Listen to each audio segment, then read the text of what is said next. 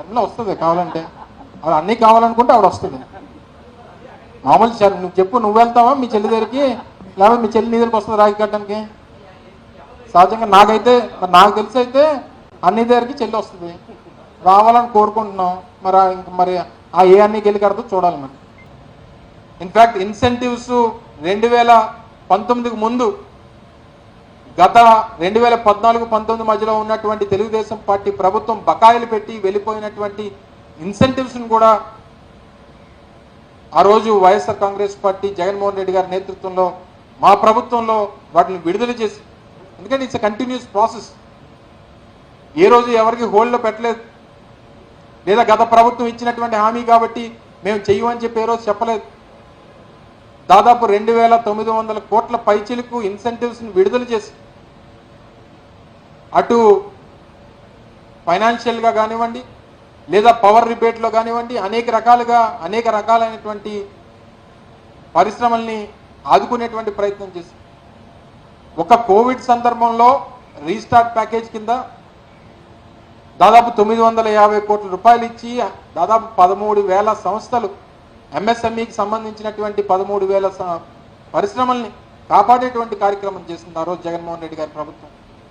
ఇవన్నీ కూడా దృష్టిలో పెట్టుకోవాలని, ఇప్పటికన్నా ఈరోజు మీరు ప్రారంభించినటువంటి కంపెనీలు ఎవరి హాయంలో వారిని ఆకర్షించామో, ఏ హాయంలో వారిని ఇక్కడ తీసుకొని వచ్చామో, ఈరోజు గొప్పలు చెప్పుకున్నటువంటి 30-35 దేశాలకు సంబంధించినటువంటి సంస్థలు ఈరోజు శ్రీ సిటీలో వారి కార్యకలాపాలు నడుపుతూ ఉన్నారనంటే, ఏ రకంగా వారిని కోవిడ్ సమయంలో కూడా వారికి అన్ని రకాలైనటువంటి ఇన్ఫ్రాస్ట్రక్చర్ వారికి ఇచ్చి, ఎందుకంటే చాలా సందర్భాల్లో నేను కూడా కొంతమంది వీసాస్ ఇష్యూస్ వచ్చినప్పుడు కొన్ని దేశాలకు నుంచి రావాల్సినటువంటి పరిస్థితి ఉన్నప్పుడు, వీసా ప్రాబ్లమ్స్ వస్తే కేంద్ర ప్రభుత్వంతో మాట్లాడి వీసాస్ ఇప్పించేటువంటి కార్యక్రమాలు చేశాం.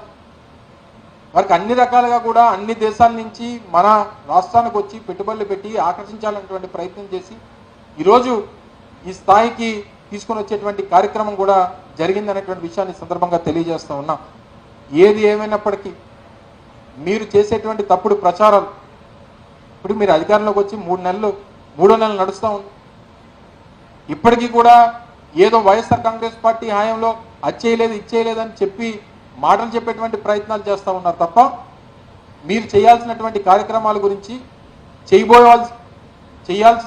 రాబోయేటువంటి కాలంలో చేయాల్సినటువంటి కార్యక్రమాల గురించి, గతంలో జరిగినటువంటి కార్యక్రమాల గురించి మీరు ఎలాగా కూడా చెప్పేటువంటి సాహసం కానీ, ఆ క్రెడిట్ ఎక్కడ వైఎస్ఆర్ కాంగ్రెస్ పార్టీకి జగన్మోహన్ రెడ్డి గారికి వస్తుందని చెప్పుకునేటువంటి ధైర్యం కానీ మీరు చేయరు. మీకు మొదటి నుంచి అలవాటు, ఎవరో చేసిన దానికి మీరు పేర్లు పెట్టుకోవడం అలవాటు. ఇన్ఫ్యాక్ట్ ఇవన్నీ పక్కన పెడితే ఒకనొక సందర్భంలో కొంతమంది పారిశ్రామికవేత్తలు కలిసినప్పుడు అప్పుడు ఉన్నటువంటి ఎల్లో మీడియా రాసేటువంటి తప్పుడు రాతలు, అప్పుడు ఛానల్స్ చూపించినటువంటి తప్పుడు వార్తలు, ఇన్ఫ్యాక్ట్ విశాఖపట్నం లాంటి నగరాల్ని తాలూకా బ్రాండ్ ఇమేజ్ దెబ్బతీసేటువంటి ప్రయత్నాలు కూడా చేశారు. 2-3 అడిగారు, గతంలో కూడా నేను మీతో మాట్లాడినప్పుడు అనేక సందర్భాల్లో చెప్పడం జరిగింది.